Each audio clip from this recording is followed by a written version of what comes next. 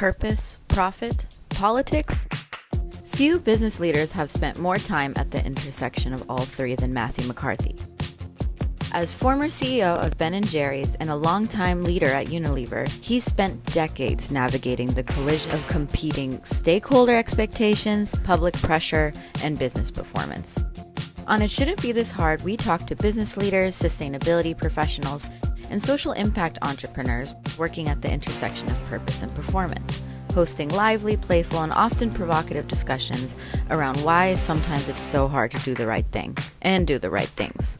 In part 2 of our conversation with Matthew McCarthy, we tackle anti-woke backlash, the monetization of conflict, the collapse of trust, and the difficult reality of leadership in a world where outrage is increasingly stoked over collaboration and progress. What has your personal journey taught you, Matthew? I spent a lot of time. Here's A and B. How do I take a path that has the least failure? How do I have a path that puts my personal reputation at the least risk? How do I find a path between A and B that doesn't make me uncomfortable? Well, that path is like spaghetti all over the place, taking twists all over the place. And I've done that to myself, right? I know I'm not alone in that, but trying to avoid sticks versus moving towards carrots rarely for me has produced great results.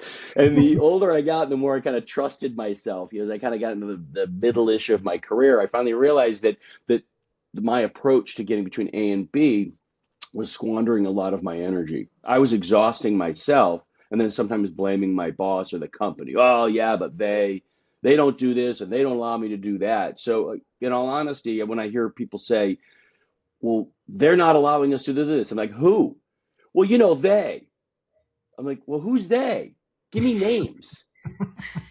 And I say that because of my own personal experience of kind of delegating up, right? Delegating up, and I mean up in the organization sense. Something my dad taught me when I was a kid. He said, if you don't authorize yourself, if you're waiting around for others to authorize you, Matthew, I guarantee you will have waited too long. And so I had to find my way to both be within a big company and want to follow the directions, follow the rules, and kind of be a good guy, and not be different to be mavericky, but to actually find a way to authorize myself versus waiting for the company or my boss or whatnot to authorize me. And the other thing that's more important than being able to pick yourself up, dust yourself off, is everybody's watching. Everybody else is worried about, effing up. They don't want to look bad. Like, I don't really want to see an article in the Wall Street Journal calling out my company and for something. And that's happened. I don't want that to happen. But in fact, how you handle things not only teaches yourself about your own relationship with resilience and the path to resilience, but everybody else is watching. Your peers are watching, your subordinates are watching, your bosses are watching, whoever it is. And that, I don't mean watching in a scary way, but nothing builds trust like when a team of people go through something that's a colossal mess up and they figure out how to navigate not only their way out of it, but to take those learnings and turn those into gems that propel the organization forward. If you want to do great things, you need a lot of trust. And if people don't trust you, they won't help you. And if we don't help each other, we cannot do big things. Most people are not toxic, right? We use that term toxic people. Most people are engaging in toxic behavior because of some reason. The number of people, if I look back, I've been in countless toxic situations where trust was low, fear was high, and results suffered and people suffered. And what I found was that most people are not bad people. Even some of the worst bosses I had, they were probably going through some moment that was causing them to behave in ways that was toxic. And so this brings me to another kind of important thing that for me was just curiosity. Curiosity is the precursor to all great ideas that turn into hopefully big ideas that power your innovations, your breakthroughs, and strengthening your vision. And so curiosity, it's hard to have curiosity about a teammate that's trying to kick you in the teeth. That idea of authorizing yourself versus waiting for permission becomes a thread that runs through everything: how we lead, how we hesitate, and how easily we outsource responsibility upward. And it sits right at the heart of a bigger cultural tension: who gets permission to act in the first place? Let's get into it. Wokery Pokery, as I like to call it, right? And what's next? And needless to say, given the current political climate, given how companies are or aren't in kind of embracing DEI right now, and without wanting to kind of get sucked too far down that rabbit hole, I guess a more direct question for you, Matthew, and I know this is a passion point for you.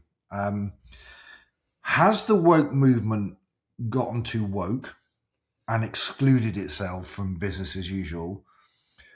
Or has it in fact succeeded too well and scared companies into complete inactivity? Big question, big topic, and unfortunately a big mess. So really, for many, many years, we have been debating, well, yeah. What's all that stuff, that do-goodery type of stuff? And that goes back to that earlier part of our conversation, which I think is a lot of bullshit around the false narrative of balance. And a lot of people who've made money a certain way for a long time are fearful of anything that challenges or could threaten the way that they've made money. And I'm generalizing here. This is whether it's businesses or it's activist billionaires or whatnot. The folks have been making money a certain way, and when you introduce a topic like, hey, we are polluting the water. Hey, we've got a microplastics issue. Hey, we just discovered there's a chemical in our product that's bad for people. Somehow that gets construed as that's threatening to our P&L, right? And so I've seen this kind of evolve for a long time. And what I got to see working on Ben & Jerry's was the kind of a new explosive growth of the anti-woke movement. And a lot of people have kind of see how businesses like Ben & Jerry's have maybe made some waves and created some backlash, particularly around things like sustainability. Certainly Unilever, it took a lot of grief in the financial press for positions that senior folks were taking and sticking with when asked. Like, are you your business results aren't as good as they were yesterday? Are you sure you're sticking with this whole do good for the planet stuff? A lot of the folks that were engaged in anti-woke activity, at posts and whatnot, didn't actually really care about the outcome. What they saw going on was conflict. And I was witnessing how conflict itself, a debate between, let's say, two legitimate parties, or a debate about whether a company should be doing this or that, or a CEO should be saying this or that, or businesses at all had a right to use their voices. But that created conflict. And one of the important things that people understand is that the anti-woke movement, a lot of it has no care for the topics. It's monetizing conflict. Now, the other thing I saw a lot of was people being afraid of getting called out. Well, I got bad news for folks. You're going to get called out. People are going to call you out, whether you're doing the best things in the world or not. And so the idea of having a holding statement and avoiding being called out, that is very a yesterday mindset. But unfortunately, lots of, let's say, more senior executives grew up in a world where a public relations statement or a holding statement or a couple of experts that could vouch for us on that topic was good enough. We're long into an age of hyper-transparency, that you are what you do, not what you say. That doesn't mean you're greenwashing. It doesn't mean you're a bad person. It doesn't mean that this is all evil capitalism. But at the end of the day, if you don't have a walk before your talk, you're inviting criticism. That criticism can hurt your business. Not that you took a statement, not that you made a position, but did you actually commit yourself and your organization to do something about that? Underneath the noise of calling out and being called out, there's a quieter variable shaping everything: trust. we're in a moment of manufactured terror. We have governments stressing out their people, creating situations that are creating more anxiety, more distrust of institutions, of government, of business, of technology and science, of the media, of academia. There's kind of a war, this war on trust. And I see that a direct line between the coefficient of trust with an organization, also the vector. Where is the trust going up and where is it going down? And have we diagnosed what kind of why? And profit. The soft stuff is the hardest stuff. And too many folks within organizations are distracted by their own exhaustion, lack of trust in their management, fear of AI, and that is having a direct impact on corporate performance. Listen, we need to grow sales profits, and trust is the fuel that's going to be part of it. But I find that the correlation of lack of trust and poor results is much higher than high trust and poor performance. If trust is the hidden fuel inside organizations, then purpose is often misunderstood as its opposite, something soft, idealistic, or disconnected.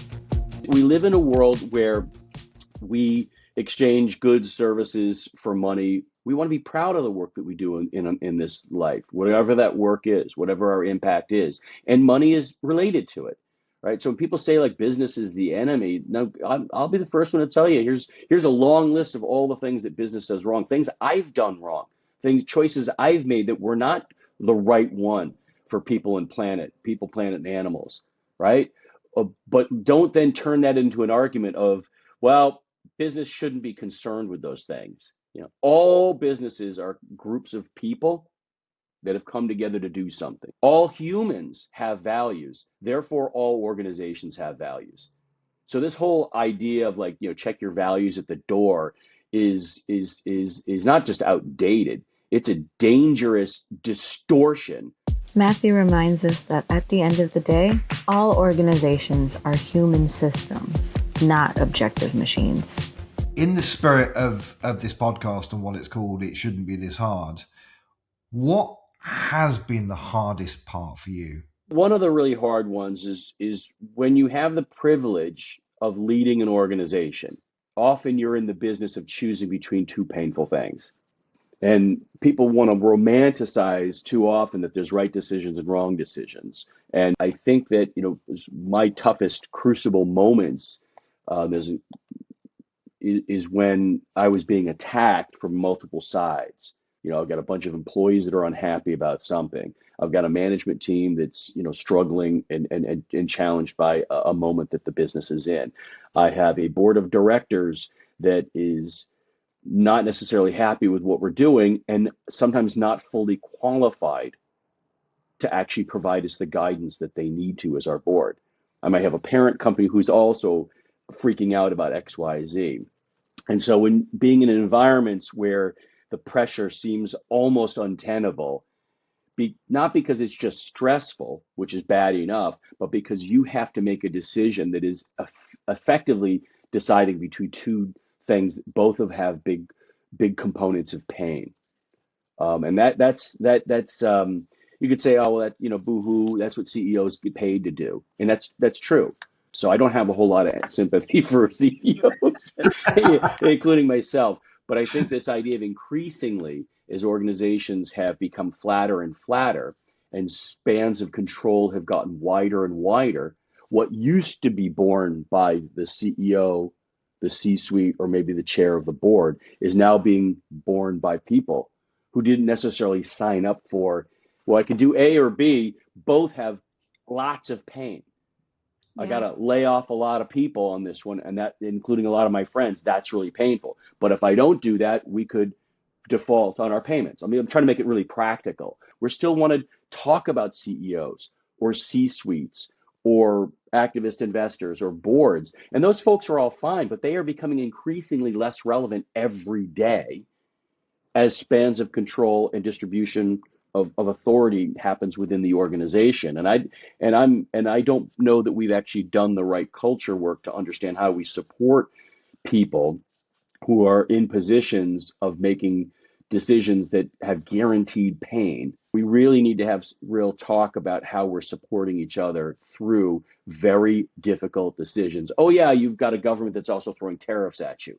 Oh yeah, you've got this, and regulation changing every 20 minutes. So for me, the most difficult things is navigating that space and having compassion for people, as I touched on earlier, regardless of whether or not they're your best friend and helping you out, right? And having compassion for people. There isn't a person I met that treated me badly who I didn't later find out was probably dealing with some tough things in their life. We're so focused on tech at the moment and business and all of the things that I think we are forgetting or putting aside some of the human part. Nothing about leadership today is neutral. Everything gets interpreted, fast, publicly, and often without context. And still the work doesn't change. Build trust, make trade-offs, and keep moving when neither option feels clean. Thanks for listening to us on It Shouldn't Be This Hard. If this sparked something, pass it on to someone, and come get grounded with us at grounded.world.